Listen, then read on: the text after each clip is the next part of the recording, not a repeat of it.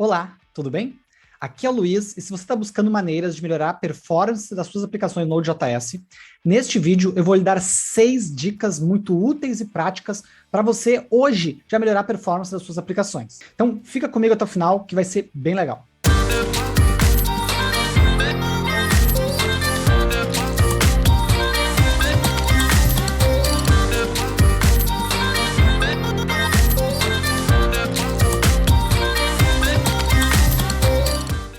A primeira dica de performance que eu tenho para lhe passar é use cache, faça caching. Quer você utilize uma solução caseira, como por exemplo um array, um objeto, um set, um map em memória no JavaScript, ou uma solução profissional de caching, como por exemplo um Redis, o fato é, toda vez que você tiver um processamento pesado ou um acesso lento de um recurso que tem algum tipo de recorrência, é um bom lugar para, por exemplo, explorar caching.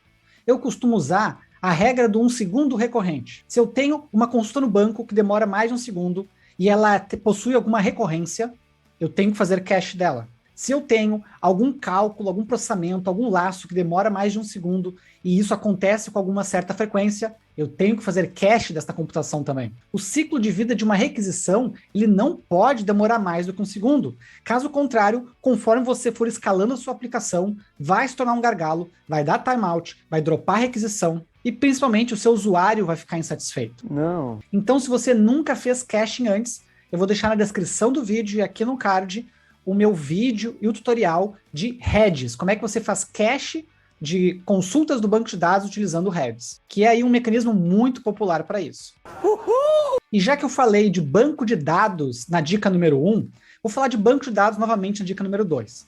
Tem absolutamente inúmeras dicas relacionadas à performance, responsabilizando o banco de dados. Eu poderia falar aqui de modelagem, de tamanho de banco, de aproveitar os bancos NoSQL, que são muito subutilizados na maioria dos projetos, mas eu vou falar aqui de um item que todo mundo já ouviu falar, mas pouca gente aplica na prática, que é índices nos seus bancos de dados. Como o próprio nome diz, o índice basicamente tem uma chave que aponta para onde estão os dados daquela chave, sendo que o índice mais popular é a chave primária das tabelas, geralmente um ID, autoincremental, numérico, alguma coisa do tipo.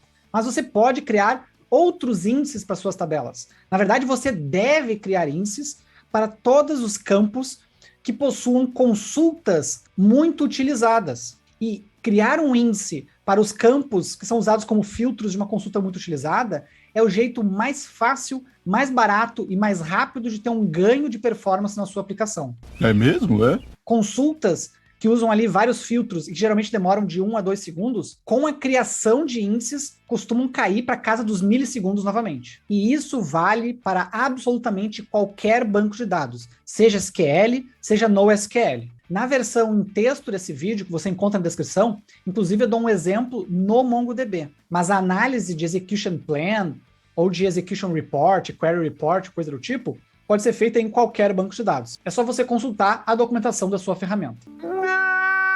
Talvez levante uma dúvida, mas se é tão bom índices, por que a gente não cria para todos os campos ou por que eles não são criados automaticamente? Porque ter muitos índices também tem um trade-off, que são os inserts, os updates, os deletes mais lentos. Então, por isso que é importante você fazer para as suas consultas que exijam maior performance ou que não estejam hoje performando muito bem. Além da criação dos índices, é importante você ter em mente que índice requer manutenção. Periodicamente, você tem que ter alguma rotina ou hábito, né, de atualizar os seus índices, que geralmente é chamado de rebuild de índices. Ah, é. Agora tudo faz sentido. A dica número 3 é projetar a arquitetura da sua aplicação para que ela opere de maneira assíncrona. Por padrão, mesmo que você utilize Node.js com promises, callbacks, assim que await, coisa do tipo, a gente vai estar comumente recebendo uma request e devolvendo uma resposta de forma síncrona, certo? Qual o problema com isso? Conforme aumenta o volume de requests, e cada request demora ali algumas centenas de milissegundos, ou pior, às vezes segundos, elas começam a ficar engargalando no seu servidor, começa a rolar timeout, requisições começam a ficar dropadas, o usuário começa a ficar cada vez tendo um tempo de resposta maior e sem a garantia de que ele vai ter um retorno. Quando a gente trabalha com arquitetura assíncrona, as requisições que eu recebo para operações que são demoradas, mais demoradas que a média, aí você pode pegar novamente a regra de 1 segundo recorrente, elas não são respondidas de forma síncrona, no mesmo momento que o usuário pediu. A gente devolve para o usuário, né, um ok, recebi, vou processar, e aí aquela requisição é jogada para uma fila de requisições para ser processada em background por um worker. O worker em si é uma outra aplicação que pode ou não ser Node.js, né, que fica rodando ali, consumindo essa fila. Toda vez que entra uma coisa na fila, ela pega, executa e depois devolve o resultado. E as filas é comum a gente utilizar alguma aplicação própria, um serviço próprio para isso, como o RabbitMQ, que você encontra tutorial no blog, link na descrição, e também o AWS SQS, que você também encontra tutorial no blog, link na descrição. Existem também outras soluções, como por exemplo utilizar o próprio Redis como fila, ou ainda o Kafka, que é uma solução muito mais robusta e poderosa para esse tipo de coisa. E aí, quando o worker terminar o processamento, a gente tem que ter algum mecanismo de avisar o usuário de volta que o processamento dele terminou. Aí que entra outro ator muito importante em arquiteturas assíncronas, que é eu ter esse mecanismo de retorno assíncrono. Você pode trabalhar com webhooks, ou seja, o seu cliente lhe manda uma URL que você vai fazer um post nessa URL quando terminar o processamento. Você pode trabalhar com pooling, que eu não recomendo, que é basicamente o cliente ficar fazendo requests de tempo em tempo, cada 2 segundos, 3 segundos, para ver se terminou o processamento.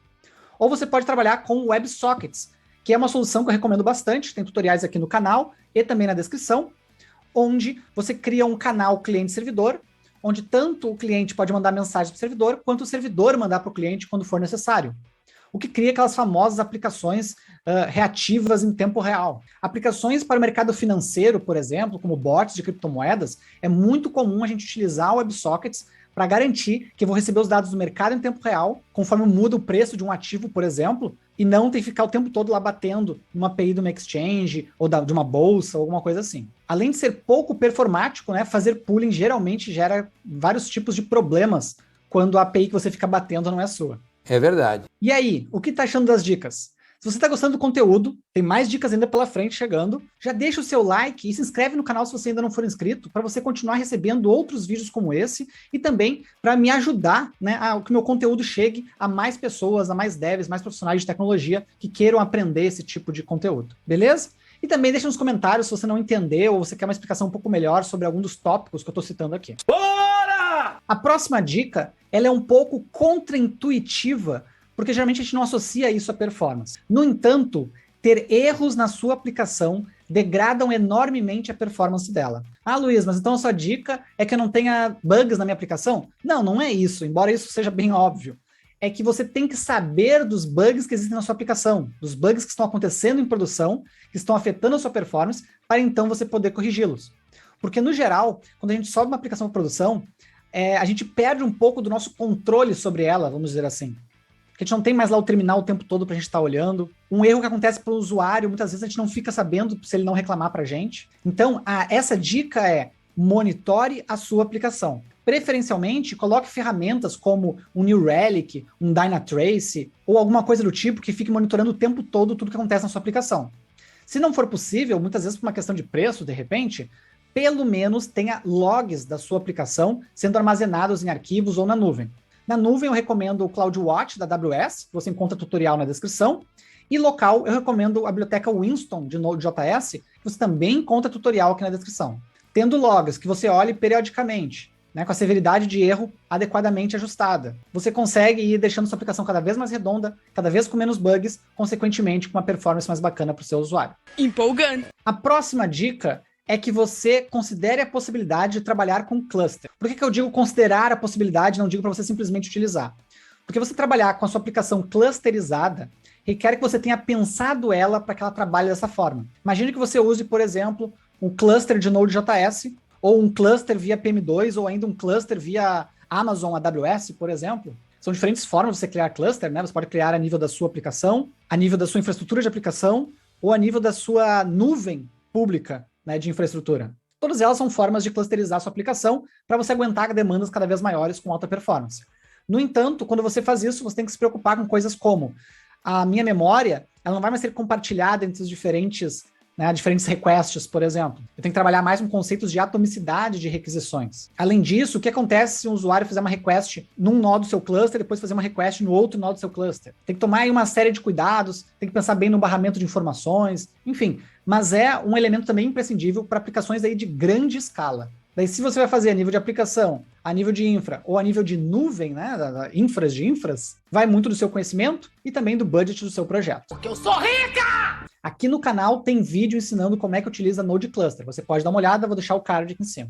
E o link na descrição. Além disso, uma outra dica bônus relacionada a isso, para saber se você precisa ou não de um cluster, é você testar como é que está a performance da sua aplicação. Você pode fazer isso usando pacotes como, por exemplo, o Artillery ou outras ferramentas equivalentes, como o próprio Node Profiler nativo, que vem no Node.js. Tem um vídeo aqui no canal que eu ensino a utilizar o Artillery e o Profiler nativo do Node. Você encontra um link na descrição do vídeo. É bem simples de utilizar, você faz ali a velhinha de comando. Na hora de executar o Node, ele gera um arquivinho para você com os resultados de execução. Uma dica do que estudar para construir aplicações pensando nesse tipo de arquitetura é você seguir a metodologia do 12 Factor App. Você encontra vídeo resumido aqui no canal e também link de tutorial lá no meu blog, explicando um pouco melhor do que são esses 12 fatores de construção de aplicações modernas. Se você não conhece o 12 Factor, é bem interessante, principalmente para software SaaS. É a verdade, não minto. E a última dica, né, é você também procurar se atualizar em relação a protocolos mais modernos, que dão mais performance para aplicações web,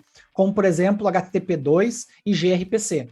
Existe uma série de particularidades relacionadas a esses protocolos mais modernos, por isso que eu falo você considerar, você estudar essa possibilidade. Não é todo projeto que você vai conseguir aplicar facilmente, principalmente se ele já for legado, mas talvez novos projetos você considerar a utilização, pode ser algo aí que no médio e longo prazo vai lhe dar um ganho substancial de performance e, consequentemente, satisfação dos seus usuários. E estas foram, então, as minhas 6 dicas para você aumentar a performance das suas aplicações Node.js. Tem bastante coisa aí para você estudar, deixei bastante referência na descrição, vários vídeos aqui do canal para você assistir também.